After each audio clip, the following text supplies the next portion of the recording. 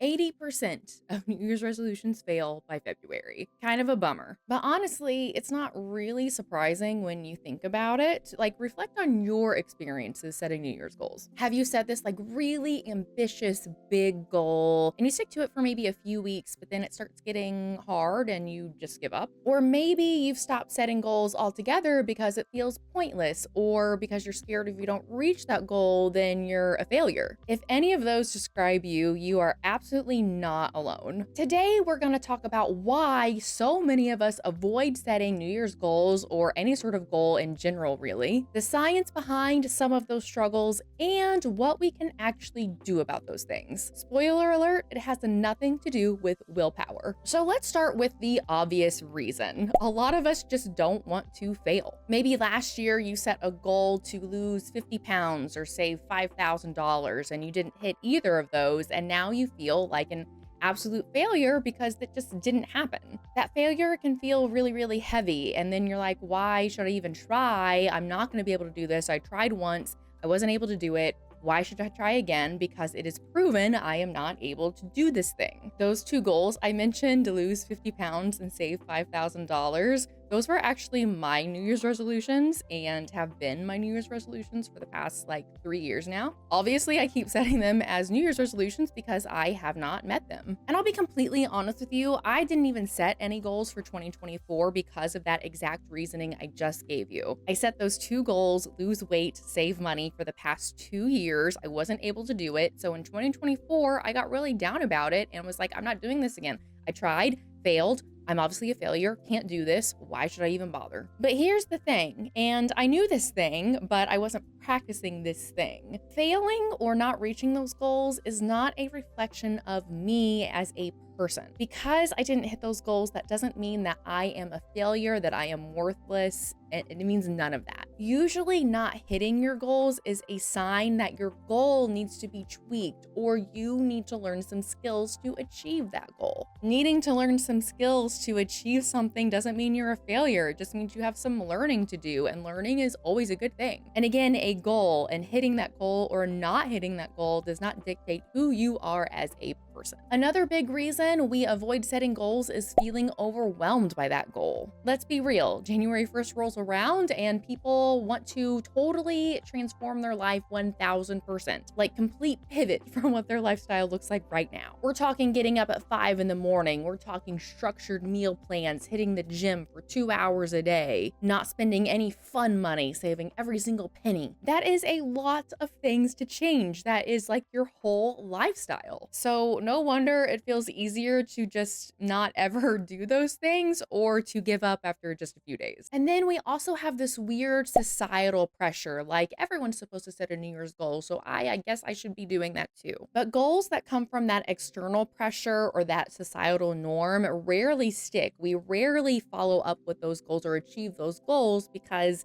it's not intrinsically something that we want to do, if that makes sense. It's not really meaningful to you. You're just setting a goal because society says that you have to set a goal. There's actually science and psychology behind not wanting to set goals as well. An evidence-based reason we avoid setting goals is something called loss aversion. It basically boils down to our brains are actually wired to avoid failure and not go after success. So if we look back at our ancestors and cavemen times, it was very unsafe to do something against the grain or out of the norm. That was dangerous. That got you killed. So you had to conform to really fit into the group. So we didn't take risks. We didn't try to stand out because that was very, very unsafe. And that has just passed down among the generations, and now that is naturally wired into our biology and into our brains. So our brains naturally think of the risks that come with chasing goals, going towards something out of the norm. And that often outweighs the success and the achievement that we can get from achieving the goal. It just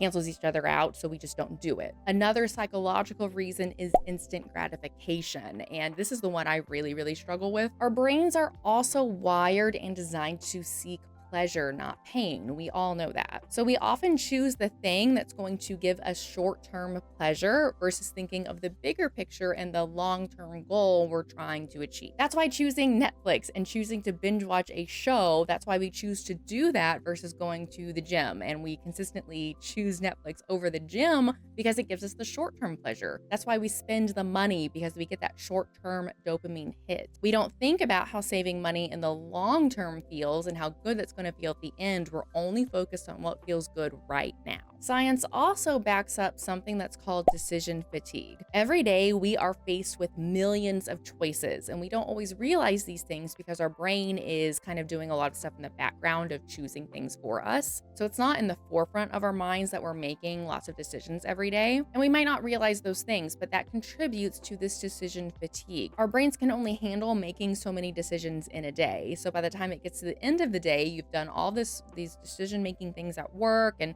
getting kids ready for school or whatever it may be. You've already made so many decisions. By the time you get home, you're tired, you're exhausted, you're tired from making those decisions. So it's easier to just do nothing or do that thing that gives you that short-term dopamine hit like we just talked about, because it feels good in the short term and you're tired from making millions of decisions already that day. So it all sounds kind of shitty, right? It's like, well, what am I supposed to do if I'm wired this way? If I'm making decisions, even not actively making decisions, I don't realize I'm doing it every single day.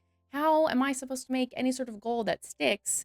Because it just doesn't sound like something that is feasible for anybody. What we have to do is learn how to break down those big life-changing goals into smaller things. We often treat goals like they're this big isolated event, right? But like we don't think about the systems or the habits we need to put into place to get to that big goal. If we don't have any sort of structure to support getting to the goal, how are we supposed to get to the goal? And this is what I have always really struggled with, is not realizing I need to put a system in place. I need to stair step my way to getting to that goal. So that's the first step in addressing a lot of these barriers, is not only identifying that big goal that you're working towards, but figuring out the habits that you need to change to get you there, or the skills that you need to learn to get you there. Let's take weight loss for an example. That's what I'm trying to improve in 2025. I've got this goal weight that I want to lose, right? And that's fine. That's what our end goal is. That's what we're working towards. But what I need to do is I need to identify the habits that are going to get me there. So right now, I really don't do any sort of exercise. I sit on my desk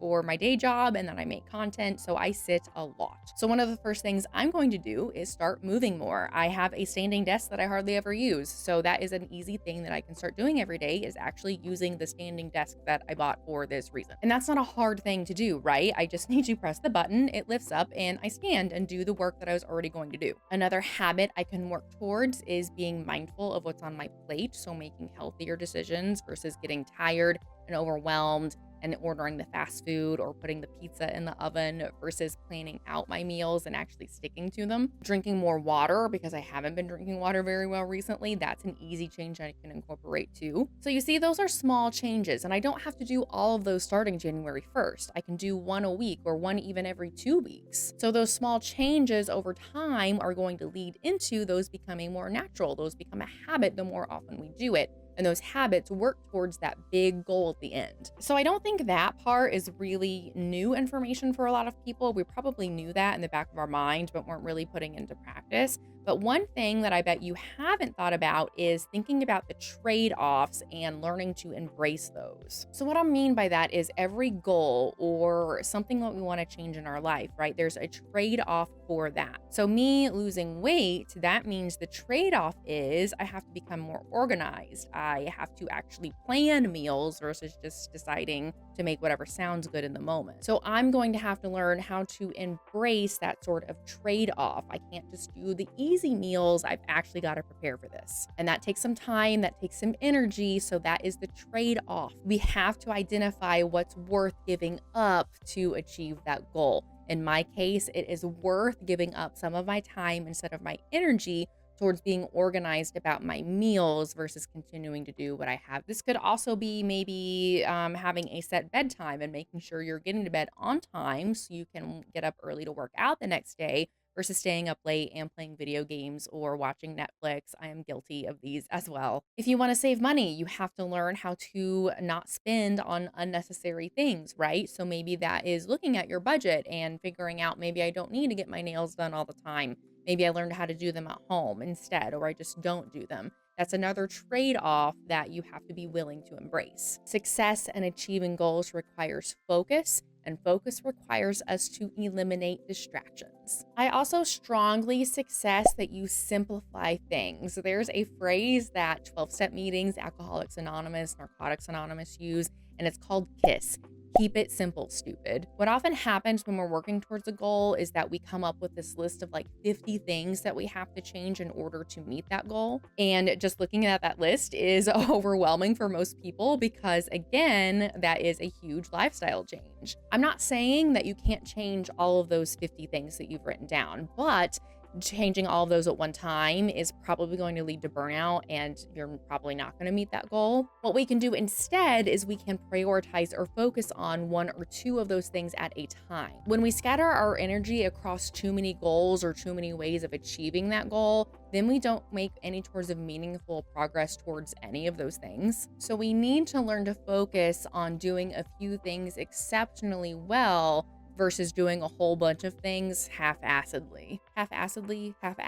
whatever the actual word is for that. So in my case, for losing weight, I'm really prioritizing using my standing desk and drinking more water. I'm going to focus on those things for the first 2 weeks of the year. I think that's an adequate amount of time to kind of get into those habits. So once I'm doing that, the majority of the days a week, then I can probably add on another habit that I want to change. And that could be organizing my eating plans a little bit better, like I mentioned. So I can tack that on week 3 and work on that for that one probably might take a little bit longer. So maybe 3 weeks. I really focus in on that while I'm still doing the other 2 things that I incorporated. Then it's not so much at one time, it's just a few things. And then when I have some mastery over the meal planning, then I can add on something else. You'll see a lot of advice says that you should change one thing a week. If that works for you, I think that's totally fine. But sometimes even doing one new thing a week is too much depending on what you're trying to change. So it is totally okay to focus on the new thing for 2 or 3 weeks at a time, even a month.